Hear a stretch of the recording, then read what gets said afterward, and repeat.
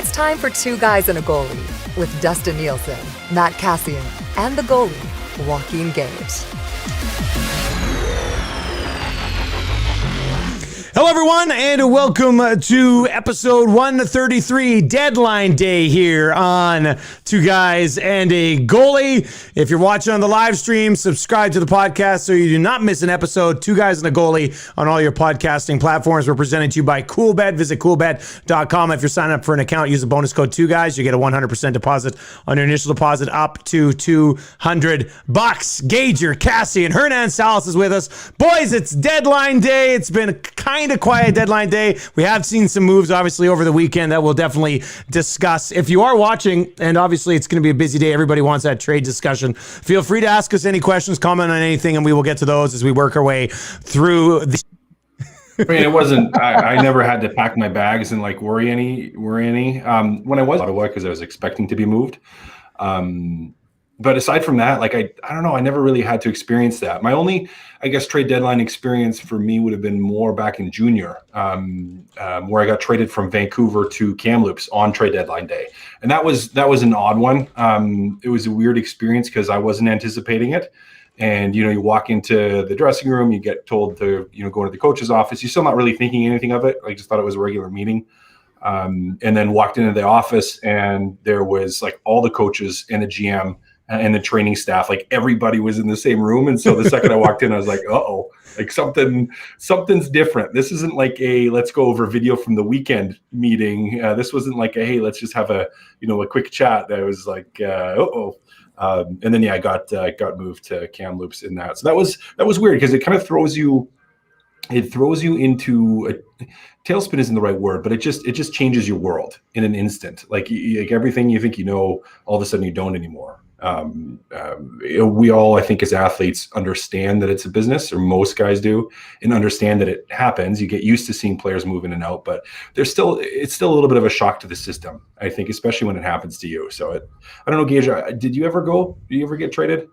Yeah, Portland again until they told I got the news to go back. But yeah, no, I never got traded. I was never worried. I was actually, if you really look at it, I had my bags packed year round. So it was like every day but I was probably just going to the minors. But there was one time when I did go through waivers and I was hoping that someone would pick me up, but nope, didn't happen. That was very uneventful trade deadlines. It was more, I hated seeing guys that were on the block that could be traded. And that was always funny because I remember when Brian Marchment came on a road trip and he brought everything. Like he must have had like 8 suitcases with him. It was just hilarious.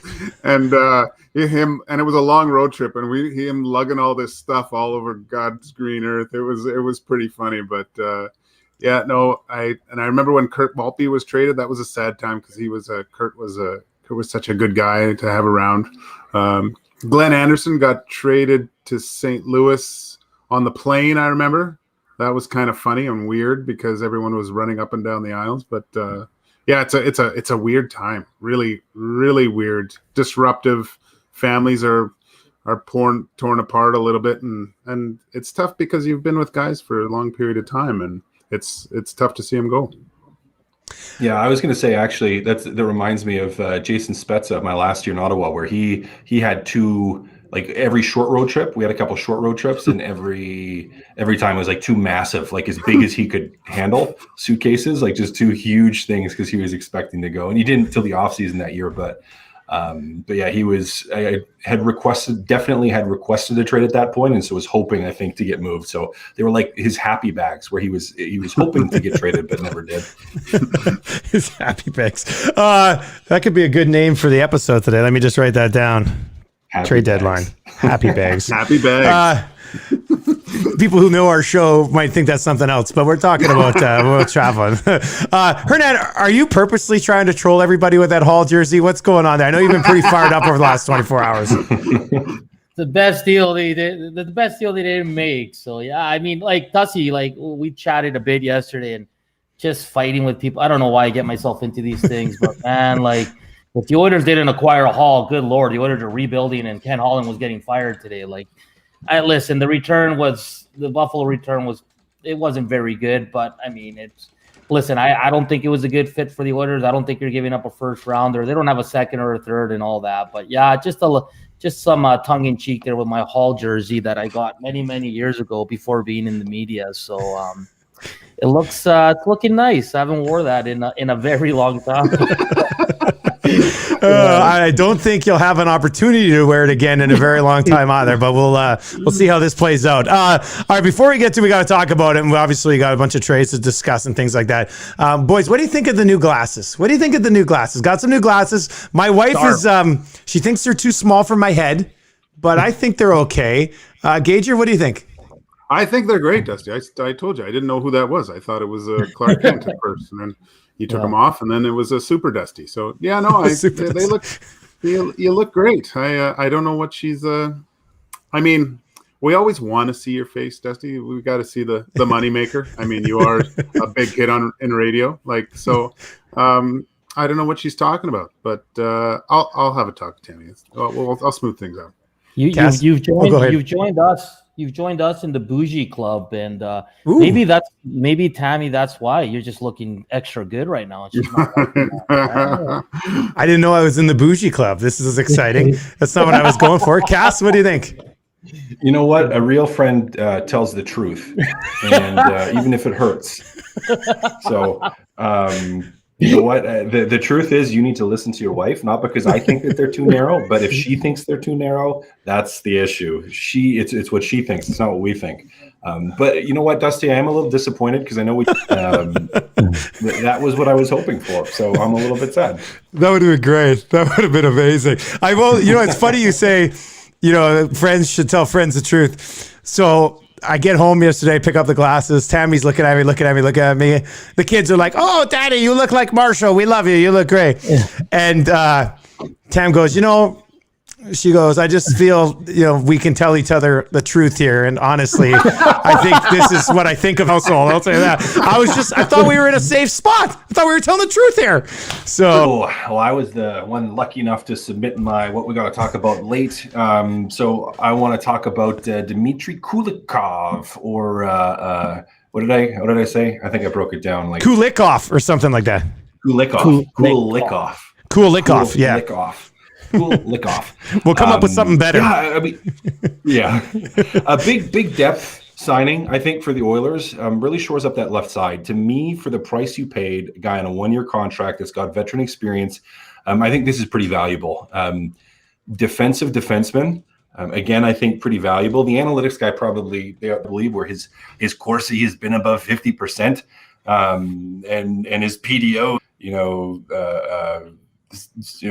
Ryan Sutter or I don't know, whoever you could pick in the U.S. that's like a grade A defenseman.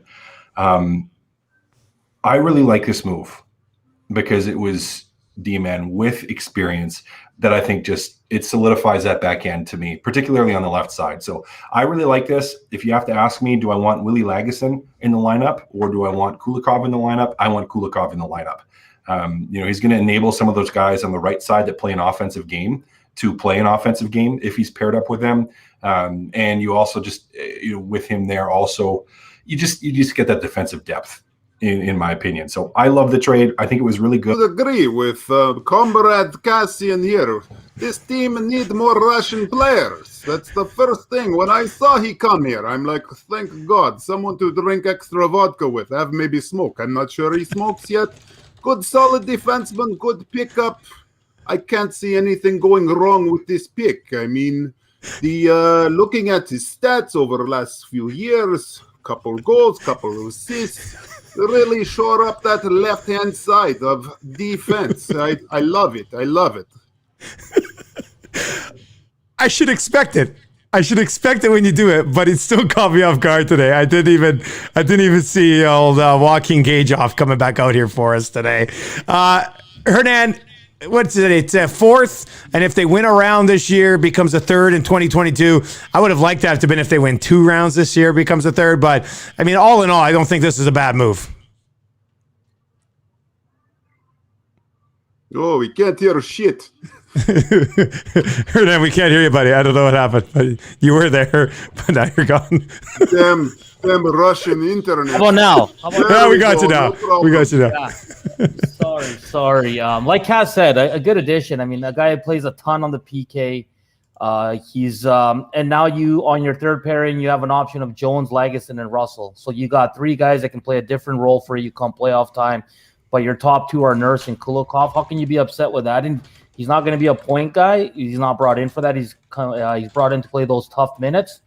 So we'll see what happens here. I like it. And like you said, it should have been 2 rounds for that third pick, but it's a pick next year, and the Oilers hopefully are rolling nicely once again, and it won't affect them too much to lose that pick. But Dmitry Kulikov, I think it's a nice addition for the Edmonton Oilers. And like Cass said, I right now would prefer him over Jones and Lagesson in the top four. If you're watching on the live stream right now, subscribe to the podcast. I'm just mentioning that because we're at an all-time high for viewers on the live stream right now. There's like 350 people watching. So subscribe to the podcast today. 2 Guys and a Goalie, wherever you get your podcast. Cass, I think we just kind of assume it's Kulikov and Larson, and then Nurse stays with Barry, and then you rotate guys through on that third pair. Like, what's this blue line look like right now? And if it is Kulikov and Larson, what's your ideal third pair for this group? Well, I think your third pair is going to change. Like you have the ability now to rotate through. Typically I think they're going to keep Bear on that bottom or back right side on that third pair, but that left defenseman, you have a little bit more flexibility on who you want to put in. Do you want to go with a more defensive style? You have Lagesson. If you want to try to get a little bit more offense and help a player develop, well, maybe you go with Caleb Jones. Like you have some movement there that I think you can do well with. That second defensive pairing could be a mean pairing to play against. Like if we're looking at a shutdown group where if you're at home and you have home ice advantage, you maybe can punish teams a little bit. I think Kulikov moves better than Lagesson. Not that Lagesson didn't try; he was all right positionally, but I think Kulikov just gives you a little bit more. Now, I haven't watched enough of him to know if he's a dirty player, like if he's sneaky dirty, kind of like a Larson is. But overall, I think that's going to be a tough pair to play against, and they can play mean, and they're going to get a lot of hard matchups, and I think that's good. It will enable, I think, Tippett to run with Nurse and Barry together. And then, as again, Hernan pointed out, you have flexibility on your bottom pair. Would it be ideal, though, to start with Bear Russell just because of what Russell brings? Yeah, probably. That would make sense. I like that better. I like Bear and Russell there. It's not going to go over well, boys, with the fan base. I know. If Jones is healthy scratched for Russell on the left side, that's the end of it. Like, Hernan, you might as well not even go on the post game. He's been playing better though. I don't understand that. Well, but Russell hasn't been bad. Like, yeah, that's what I don't get. Like, not according to the analytics community. I mean, if you really look at it, Caleb Jones should be your, playing ahead of Darnell Nurse. I would think I'd be shocked if Tippett isn't running Bear and Russell as your third pair. If Kulikov does slot in with Larson, that would probably be where we are at on that front. Let's just quickly see here. Let's go to some of the comments. Neil Simons, maybe. Hey guys, what do you think would be a good playoff result for the Oil if they don't do anything else here prior to the deadline? Oh gosh, it's getting to the finals of the North Division.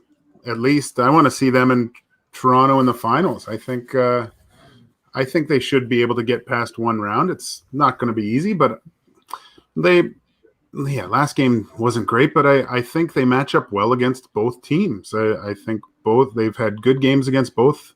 I really believe it's a wide open playoffs this year, especially in the North. Down south, I don't know because we don't get I don't watch them that much, but for the most part, I really think with the goaltending and with Darnell Nurse playing the way he has been all year, and the two big boys, I can see the Oilers getting out of the North, or at least getting to the finals of the North Division. I'm saying. Yeah.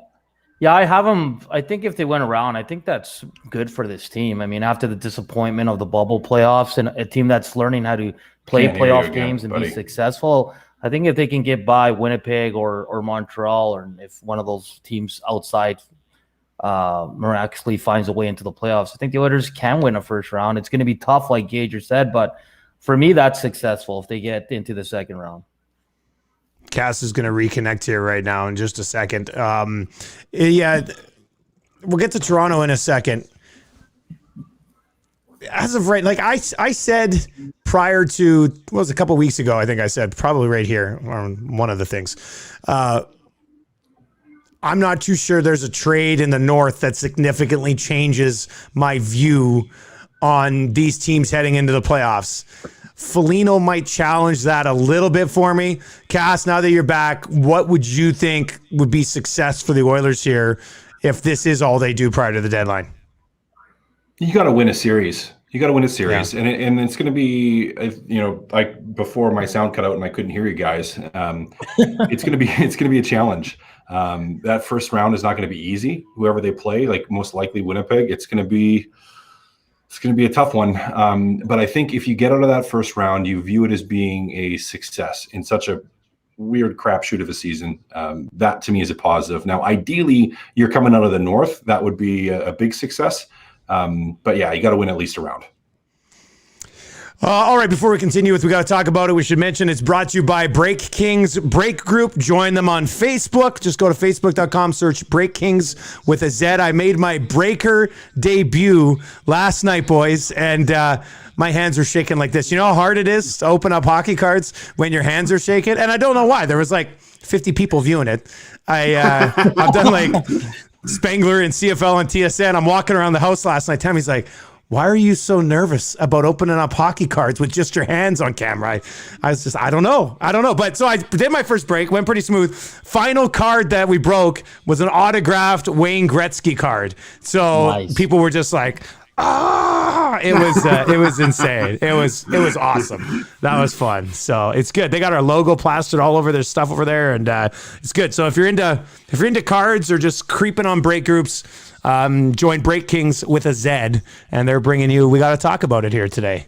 We've got a few more things to talk about. We'll come back to the Oilers here. We're going to try to stay on until the deadline. Deadline's 20 minutes away, and Hernan's keeping tabs on things for us on Twitter. It's quiet. I know we got some deals here prior to things getting done, but it's a little bit quiet right now. Let's go with this one. Let's rip this Band-Aid off. For me, we got to talk about Taylor Hall going to the Boston Bruins in exchange for Anders Bork in a second.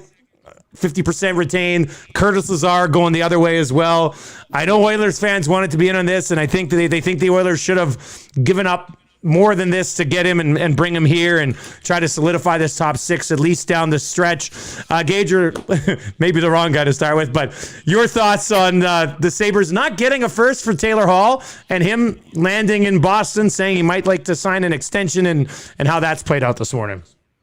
Well, I feel bad for the Buffalo Sabres. Weren't in a playoff situation. I think what they saw in the value of signing Taylor Hall was the ability to probably get a first round pick from someone or get a lot of value in return. And just with the way that the season went in Buffalo this year, and scoring a goal, like we said, in the first 10 minutes of the first game, thinking, oh boy, here we go with Taylor Hall this year, and then only scoring one more in the next, I believe, 37. That's as best you could get. There wasn't enough there to get a first rounder. Now, can he go to Boston and make a difference? I think he can, but we were talking about this before. I don't know where he slots in that lineup too. He's not on that first line. Is he second, third line? And to me, he's a player that needs to have lots of ice time and be one of those guys that keeps getting put out there. And I mean, he's not playing ahead of those top guys. And I don't know. Guys, how I've felt about him and in the past, and only one team gets this thing right. I'm really glad the Oilers didn't make a decision that could have hampered their future on this, because I don't know how Oilers fans don't remember when he was here. It didn't work out. I mean, it wasn't working at all with Connor McDavid. Yeah, Connor was a little bit younger, but he was still quite a good player back then. It doesn't work just because certain players don't always play good with other players. There has to be some sort of chemistry. It wasn't here, and I'm glad it's not going to be here. Hernan? Yeah, I mean, I'm with Gage. I mean, Taylor Hall's a good player, and we'll see what he does on a much better team. Yeah, and I'm with him. I'm kind of glad. You always want your team, the Oilers, to improve, of course, but not at the expense of a first rounder for a rental. And I know the fans were up in arms yesterday when they saw what the return was and all that. But you got to keep in mind, he had a no movement clause. He got to pick kind of where he wanted to go. And then everybody keeps throwing out Neil and Chase. So I'm like, and I told Gage this last week. Like, the other team's got to want those guys. Like, you can't just offer them up and be like, done, the deal's done. So I get people are upset and all that, but I mean, Taylor Hall's a good player. Is he a guy that's going to lead a team to the Stanley Cup? Probably not. And that's why I think Boston's a good fit, because he's going to be a secondary guy. That top line's legit. It's one of the best lines in hockey, and he'll be playing the second line with Krejci. So, I mean, good for Boston. The return for Buffalo, it is what it is at this point. But yeah, like Gager said, only one team gets it right, and we'll see if Boston can get going here with Taylor Hall in their lineup now. Well, and Cass, nobody was moving a first-round pick for him, or else they would have got a first-round pick for him. Like, that's just, as I think Mackenzie said on the Trade Center coverage today, that there wasn't a first-round pick on the table here for Taylor Hall. So he goes to Boston. It's a minimal risk from Boston's perspective. We'll talk about his future here in a second, but just for the here and now, Cass, where do you come out on how this thing went down? Well, it's the first time that Taylor Hall is going to a team that's a good team now, like in the present.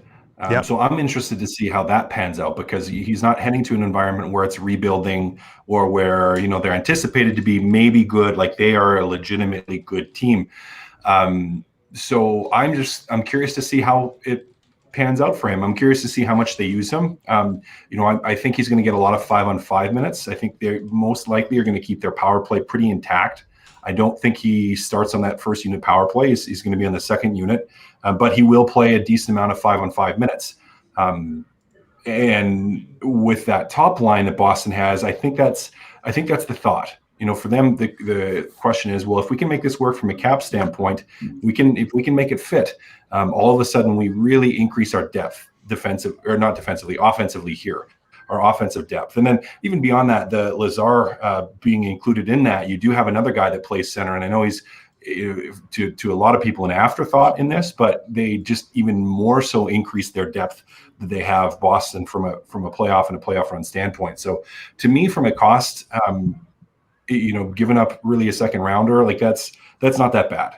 That's not that bad at all. And as you guys said, and Mackenzie said, and everyone has said, if there was a market for him to trade a first rounder, they would have got a first rounder, but there wasn't. So, for the Buffalo Sabres, the thought is, well, we have to move and get something, and second rounder still for a guy that you signed as a UFA, and you sign him to a 1-year deal.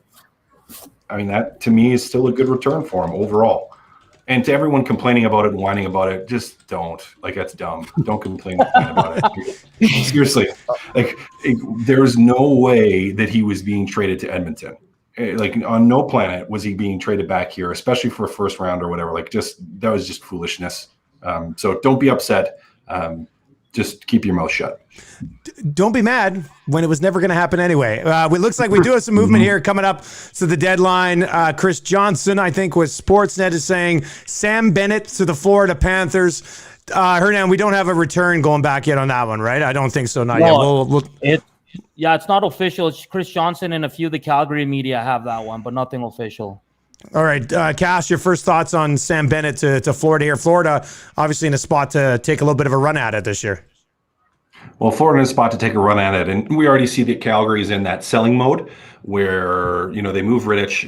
Now, if they move Bennett and if that's confirmed, they're trying to get rid of players that maybe weren't happy here or that they can actually get something for. And Bennett, Here, Cass, just a sec. Here's the Pierre LeBrun's got the return. Then you can kind of give us a full picture. Sam Bennett to Sam Bennett's Taylor Hall. Bennett is Hall. Hall is Bennett. I mean, if you're Calgary, how are you not happy with that? Like that. I mean, I would have thought a third rounder. Maybe, but it's possible that there may have been competing offers. Like that to me says that there was competing offers on him. There may have been more than one team in on it, and that drove the price up because that's a lot to pay for Sam Bennett. He's an RFA though. I think at least you have him under control, right? He's not a UFA. Yeah, so and that's true. You get him locked up for a couple of years, but still, the fact that he's he's a third line guy, fourth line guy, especially in Florida right now, he's not going to be playing the lion's share of the minutes. That's a pretty expensive price to pay, but for Florida, they're in it. So now's the time. For Calgary, he wasn't really happy there anyways. So, great deal for them. I like it. I've always liked Bennett. He's can't do a pull up, but he can sure hit guys. So in that third line, especially in a playoff situation, we've seen him in Calgary before being quite effective in that playoff atmosphere. That's good on both sides. I think Calgary's got some good picks to work with. That's amazing actually. Now that I look at it, we've also got the Montreal Canadiens acquiring Eric Gustafsson from the Flyers. Gustafsson, of course, had that 60-point season with Chicago. That was now 2 years ago. I guess he's got 10 points in 24 games this year with the Flyers. Hernan, your thoughts on the Habs adding another blue liner there? Yeah, it's a good depth signing. A guy that's probably going to be their 6-7, maybe. A guy that's more of a power play, let's say, specialist. I don't know how much he gets power play time in Montreal with Weber and Petrie there. They did lose Victor Mete earlier today to the Ottawa Senators, which is a great ad for Ottawa to see what this young guy can do. But yeah, another depth signing. You don't hate it. I mean, Ben Sherratt, I don't know what his status is, if he's due before the playoffs or not, but they're obviously loading up with some NHL guys that can come in if someone's struggling or if there's some injuries there. So yeah, I don't mind that move at all by the Habs. 7th round pick in 2022, and the Flyers are retaining 50%. So pretty much, not much going back the other way in the return there. Let's get to a couple of comments here as we're live on Deadline Day with 2 guys and a goalie. Oilers in 4 says the Oilers could have had Bennett if Holland did not throw away 2 seconds on Athanasiou. And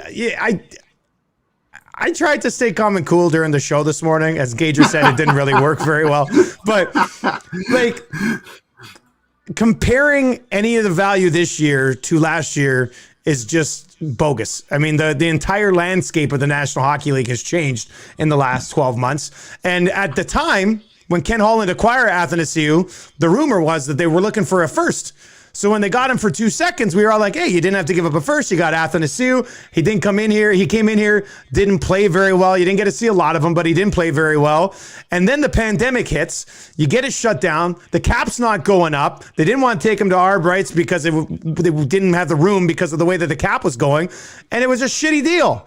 But I don't think you can sit here and compare moves that were made this year or look back on what happened last year and in good faith actually believe what you're saying, because the situation changed overnight and nobody saw that coming. Hernan, is that crazy of me to think, or is that just the way it was? No, I'm with you. Like, you can't have it both ways. Like, they went for it last year. No one knew a pandemic was going to hit. Everybody wanted AA in Edmonton. Everyone does. See, you worked at TSN for how long? The inbox. 11 years.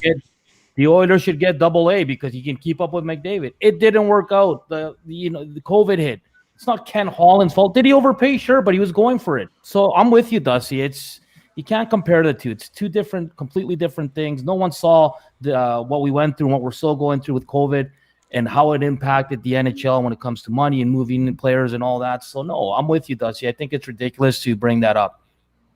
If the cap would have gone up like normal, guys, Athanasiou probably would still be an Edmonton Oiler. I honestly believe that, right? Like, you don't think, like, I'm almost, there's no way they let him walk if that cap goes up $5 million like it's supposed to. I always thought he needed one more look. If we're going to look back and say decisions were bad, I mean, if one of those goes in, maybe things turn out to be completely different in those situations too. So hindsight's always 20/20, but yeah, you can make a good point there, Dusty. If the cap does go up, we might have seen him still as an Oiler. And he's having a good year now. Yeah. He's got 9 goals. He's a player Yeah. there. Yeah. Yeah, the buzz on Twitter right now is the Calgary Flames just got more for Sam Bennett than Buffalo did for Taylor Hall. Cass, can you compare the situations when it's an RFA versus a small rental of a UFA? I know it's a fun thing to say, and I'd like to chirp them too, but it does seem like it's a different situation here. It's a different situation. The RFA makes a big difference, like where you're going to get the player, you have him for another couple of years at least, and that is it. It's not a short-term rental. It's a player you get to keep, and that makes a huge difference in terms of overall value. So, yeah, it's not the same, but let's just pretend it is because that will be fun. I can't believe the city of Boston is so happy about and so excited about a guy with 2 goals. That's amazing. Could have got Athanasiou for nothing. He's got 9. Gager, what do we got to talk about, buddy? Well, what I was going to talk about, you wanted to hear Yeah. what I wanted to? I wanted to talk about the Colorado Avalanche and the signing of Devon Dubnick, because I was like, that interests me. I look back on Devon's stats; they're not great, but after I was able to watch the Colorado Avalanche play, and Grubauer, this kid looks really good this year, and I love the fact that the Avalanche went up and got a goalie that can solidify, because the goaltending position, if something does happen like it did last year, I think they are poised to do some real damage in the playoffs this year. I love it. And the fact that I've always been a fan of Devon Dubnick. I think he was a really great goalie. I love his story of how he was almost out of the league and he came back and almost won the Vezina one year, coming back and just playing great. I know his game has tailed off a little bit, but I still think he can provide value for the Avalanche coming down the stretch, because Grubauer has played a lot. And so, the state of Colorado, I think, legalized marijuana back in 2012, and nothing wrong with a big doobie on the end of the bench if you need it. Calm things down come playoff time. That's the whole reason you wanted to talk about that, wasn't it? Just for that line. 100%. Pretty much. That's the whole reason. Pretty much. It checked boxes, guys. Goalies, weed, possible Stanley Cup winner. All 3, boom. The trifecta. I was waiting when you texted about Dubnick. I was just like, yeah, we can spend some time on Dubnick. But when you hit that doobie joke in Colorado, Cass is right. That is what you were doing that for. I do like a team, the Tampas, the Colorados, Vegas, these teams that I think, and correct me if I'm wrong here, that we would identify as legitimate. So you can basically tell how this deadline's been approached to teams who identified themselves as legitimate Stanley Cup contenders, can't you? Oh, yeah. And I mean, look, yeah, there was a joke implied in there, but also watching Dubnick's first game, and he comes out on the ice and he's tapping every Avalanche player on the pads. Like, he's just, it's another veteran presence. I think, well, we'll get to the Leafs here too, but I think that's another box it checks off in the Avalanche's locker room, with a guy with some more experience and that everyone can draw upon. Like, it's a good move. I like it as well. Anybody have anything else to add on that, Cass? Here's the thing is, I played with Doobie back in Kamloops in junior and played a couple years together there, and known each other for a long time. You know what? He's going to be great in that dressing room because he doesn't really swear either. He doesn't really cuss. Doobie doesn't swear. And, we were akin in that. And I actually remember back in junior when he was driving around, he loves rap music, but he would always have the censored version of every song. Are you serious? That's unreal. Yeah. Oh yeah, Unreal. Well, you know what? It's not. I actually respect him for it, because people would make fun of him for it, and he just kind of would stand his ground on it. Yeah. And his big thing was a big part of it was out of respect for his parents. He's like, my parents really don't like that. It really bothers them. So I try, like, he tries not to swear, and then he didn't have it in his music either. So there you go. That's my giraffe story, because that's what we call them. But the old giraffe. I like 3 that. minutes, boys. 3 minutes. You know what was funny? I was at Whoop Up Days in Lethbridge a couple years ago at a concert, and I'm standing there. I can't remember who the band was I was playing. Anyway, they were okay, and we had a couple. And I kind of looked behind me, and I was just like, "Geez, there's a taller version of Devon Dubnick, if you can believe that. Like you could tell. You just look at him, you're like, you're Devon Dubnick's brother, like 100%. There was no denying it. It was wild. That was insane. All right.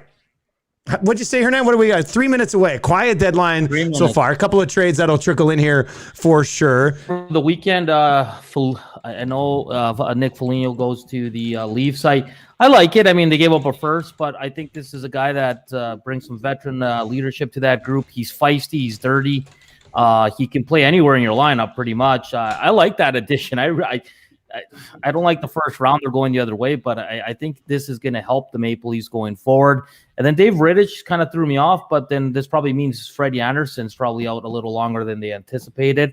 But now they have 4 guys that they can throw between the pipes and they can pick up some wins. Hutchinson, obviously the number 4 there, Rittich the number 3. But I kind of like what the Leafs did, man. It seemed you saw Morgan Riley speak today, and he said that it's go time. Like we gotta win a round and get deep into the playoffs. So I think both those additions, especially the one from Columbus, is really going to help this team going forward. It's a nice addition for them. Did his old man play for the Leafs? Yep. Yeah. Yeah. So if I'm him, I try to get a goal and do that jump that his dad used to do. Yes. For sure. That would be awesome. I mean, if he can do that, he will solidify his position in Maple Leaf lore like his old man did. But he's great. I love what he says in interviews. I love the way he plays. It's an honest, hard-nosed, no back down style of hockey. I think if there was any thing that could have been missing from the Leafs lineup with that kind of sandpaper, he checks that box. As an Oilers fan, I didn't like the signing just because he will provide a little bit more intensity, I guess you'd say, against some of our skilled guys and make it very difficult to play against. But yeah, it makes complete sense to me. Great pick. They didn't need a Taylor Hall. I know I read some stuff that Leaf fans were upset about that. But how many goals? You can't score 7 every night, and this move made way more sense to me than adding a scoring guy, more of a depth and a shutdown guy. Cass, any thoughts on Foligno? I think it's a great fit. You got a good guy in the room, good defensive player, has some offensive upside, works hard, character individual, is experienced, and just adds to your depth. Yeah, it's a great pickup, I think, for Toronto. Pretty expensive pickup, but a great pickup. Yeah, I don't give the Leafs a lot of props too often, and I think sometimes we overrate them a little bit. But this is a really nice fit. I think that's why you're okay giving up that price, because, I mean, the one thing Dubas has already talked about is the fact that he's a good fit in the room. Like, he's a guy who can slide right in there, and played over 50 playoff games, so he'll bring a little bit of experience that maybe some of these guys don't have as well. I think it's a nice move, and I know a lot of people sit there and just get pissed right off that the Oilers aren't willing to move there first. I just don't feel like this team here in our city is at that position right now as an organization. I think they're trending that way. I think they're doing all the right things to get there. And we could be having this conversation next February at the deadline, depending on how Ken Holland does this offseason. But I don't feel like the Oilers are there. I feel like the Leafs are, which brings us to that next question, Cass. Are they go ahead, Cass, before I throw this question out there. Oh, no, I was just going to jump in and say I understand people's frustration, though, because the Oilers, this should have been a year for them. But when you had Panic Peter come in and basically ruin not everything, but make a whole bunch of moves, like, a couple small moves that made sense, a couple big moves that did not make sense, that really hampered it, and it just pushed that window back for them, where this should have been a year that they were one of the main contenders, but because of a bunch of bad contracts and some bad trades, giving up something for not nearly as much, That is what has put them in the position and really forced Ken Holland's hand to have to wait for one more year. So I get it. The people are upset because when we look at the age and the experience and the play of Connor McDavid and Leon Draisaitl, this should have been the year where they're adding Foligno, but it's not. Yeah, you're right. I mean, if Chiarelli would have put them in a little bit better spot, I feel like Ken Holland has been working with handcuffs on here that Chiarelli kind of clipped onto him when he showed up, and he's still fixing a lot of things. He made a couple decisions himself that maybe have not gone over extremely well, but this offseason is when the cuffs come off a little bit. You can start to make some moves here as the trade deadline has come and gone. We'll see if there's probably going to be one or two here that do trickle in. Let's get to some comments. If you're watching on the live stream, remember to subscribe to the podcast, Two Guys and Goalie podcast. We'll answer some of your questions right now. Here we go. This comes in from Taylor. Is Rickard Rakell not worth a first plus for having control of him for another season at 3.7 mil? It was a sexy name that a lot of people had discussed. Hernan, would you have given up a first rounder plus something else for Rickard Rakell? See, that one's, I'd be more okay with that because you do have control. It's not a hefty price. He's still a good age there, and he would jump into your top six and really turn that top six into an elite top six. So I would definitely consider it more than for a Taylor Hall, to be honest with you. Because you do have control and you can probably re-sign him close to what he's making now, and it wouldn't cost you much. So I think I would, Dusty. Rickard Rakell's an interesting guy. He's on a bad team there in Anaheim, and man, would he look nice alongside McDavid or Draisaitl. Boys, what do you think? Gager, would you do that? And remember, it's not like it's taken off the table here. You could still pull the trigger on that in the offseason or prior to the draft or whatever. Yeah, I think I'd wait till the offseason, to tell you the truth, Dusty, and see how everything else pans out. I don't see the need to do it right now with the way things are going.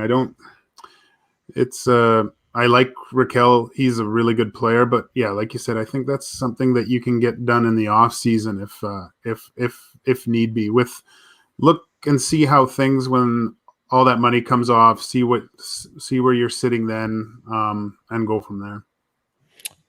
Just quickly, two trades rolling in. Ben Hutton to the Leafs for a 5th rounder, and Eric Goodbranson to the Predators from Bruce Ariok from Ottawa. The Preds adding at the deadline as this recent run has them thinking maybe they can go for a little bit of a push. Cass, you can never, as any team, I think, in any league, complain about blue line depth, right? Like, I think it's extremely important to have some different options there. As you see, the Oilers bring in Kulikov, the Leafs get Hutton. It makes sense, doesn't it? Oh yeah. Well, all it takes is one injury, and all of a sudden you're in big trouble if you have a young guy coming in that's not experienced or that you're not confident will be able to do what he needs to. Like, that's, to me, one of the first areas you want to shore up. When you think about the grind of a playoff run, and if you end up 1, 2, 3 rounds in, you need to have flexibility. You need to have options, and adding depth defensemen that are safe to have in your lineup, I think is really important. And that's exactly what these GMs are doing. They're adding safe pieces. They're not paying an excessive amount for them. It still costs you something. And the cost is significant. It's not insignificant. Draft picks are significant, but at the same time, you're weighing that against, we have a chance here, and I don't want injuries or people being banged up a little bit to jeopardize that. So to me, it makes sense. I'm not surprised that teams are doing it. Nashville may be a little interesting, but it's not like that. Was it a 5th round pick? I don't think that's that pricey, so it's not horrible. Trade discussion continues here as people are chiming in on the live stream. Let me just throw this one your way. This one actually came in on Twitter. Would you guys move Ethan Bear for Jake DeBrusk? Cass is nodding. Yes, because I like Jake DeBrusk. He's a sweet kid, good guy, good dad. Yeah, Bears out here.